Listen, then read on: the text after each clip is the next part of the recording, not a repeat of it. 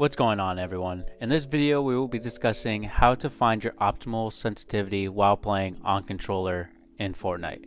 Before we get into the video, I want to say thank you to everyone dropping the likes and subscribing. If you haven't subscribed yet, make sure to do that right now.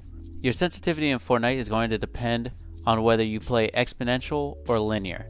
I will link one of my videos explaining the difference between the two in the description below.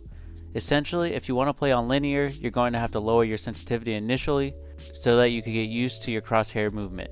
If you play on exponential, you're going to be able to have a higher sensitivity due to your ability to fine-tune your crosshair easier. Once you decide on the input you would like to use, let's move on to a couple of drills that will help you with your sensitivity. The first one is aiming at an object that won't move, like a tree, and walking around and trying to see if you can keep your crosshair on it as much as possible. Make sure you're moving left to right, forward and backwards, and diagonal as well. If it is really hard for you to keep your crosshair on the tree, then you may be using too high of a sensitivity. Also pay attention to if it feels a little too slow as well. Fortnite can require quick movement, which will obviously require a higher sense. Also make sure to use different sensitivities while doing this. Test out lower and higher sensitivities than the one you think you are most comfortable with. You may be able to handle a higher sensitivity, but just have never tried it. Another thing, and this is very important, make sure you are basing your base sensitivity off of your crosshair movement when you are not ADSing. Don't worry about your ADS sensitivity for right now. We need to first find a decent base sense for you.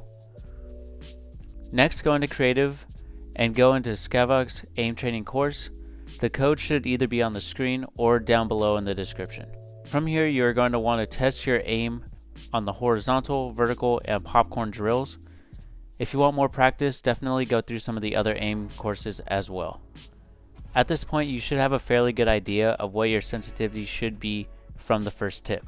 You won't need to go wild and lower or higher your sensitivity by a lot. You should only have to lower or higher it by a little to find a sensitivity that you'll like. But just like the first tip, make sure you test out a couple different sets. Go a little higher or go a little lower to see which one you like more. Now that you have a better idea of what your base sensitivity is, then go ahead and do all those drills for ADSing as well. Start off about halfway, either 50% or 60%, and just tinker with it. Go higher or lower depending on what feels right. Some people like their sensitivity to be the same as when they're ADSing to when they're not.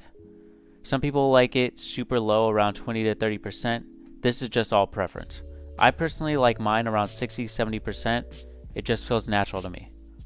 Now, this might all take a while, so make sure you take your time and really test out different sensitivities to find the best one for you. Now let's talk about your edit and building sensitivity.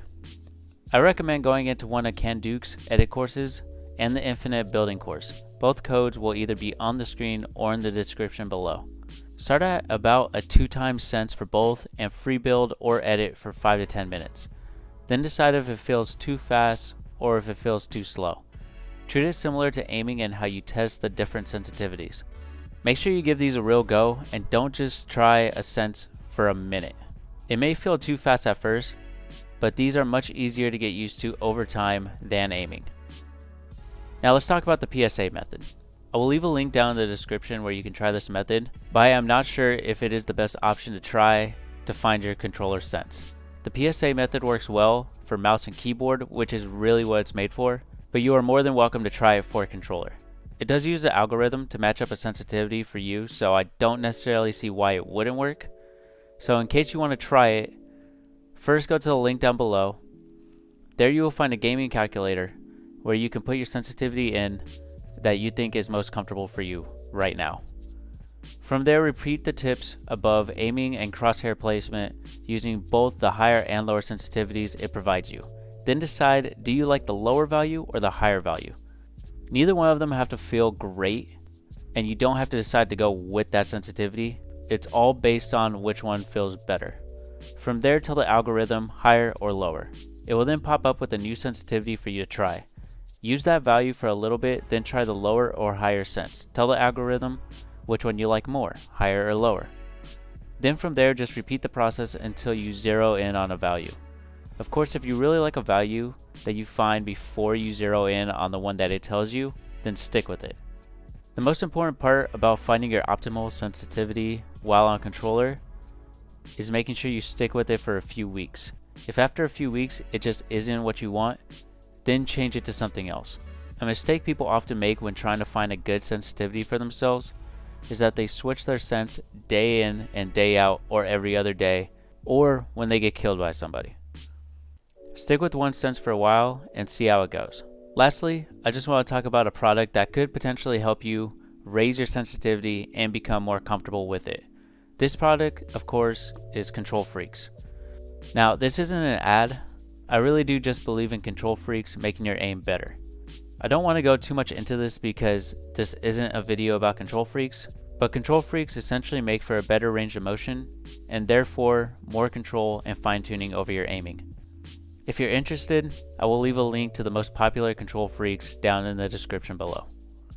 Thank you for watching the video. If you have any questions or even any ideas for more content, let me know with a comment.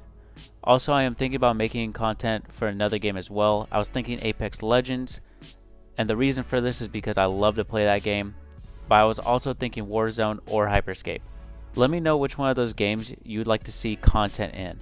As always, if you enjoyed the video, don't forget to like and subscribe with notifications on. Have a great day.